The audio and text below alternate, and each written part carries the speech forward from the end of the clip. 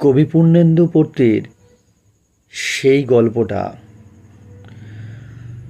আমার সেই গল্পটা এখনো শেষ হয়নি। শোনো, পাহাড়টা আগেই বলেছি ভালোবেসেছিল মেঘকে, আর মেঘ কিভাবে শুকনো খটখটে পাহাড়টাকে বানিয়ে তুলেছিল ২৬ বছরের ছোকরা, সে তো আগেই শুনেছ। সেদিন ছিল পাহাড়টার জন্মদিন। পাহাড় মেঘকে বললে, আজ তুমি লাল শাড়ি পরে আসবে।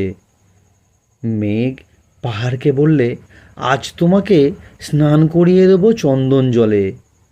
ভালোবাসলে নারীরা হয়ে যায় নরম নদী, পুরুষেরা জ্বলন্ত কাঠ।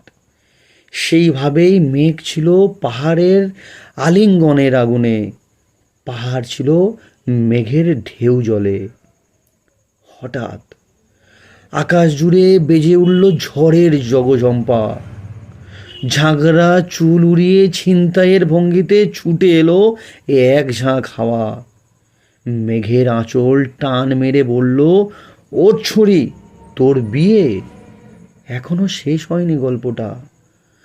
বজ্রের সঙ্গে মেঘের বিয়েটা তো হয়ে গেল ঠিকই, কিন্তু পাহাড়কে সে কোনোদিনও ভুলতে পারল না। বিশ্বাস না হয় তো চিরে দেখতে পারো পাহাড়টার হাড় পাঁজর, ভিতরে থই থই করছে শত ঝর্ণার জল।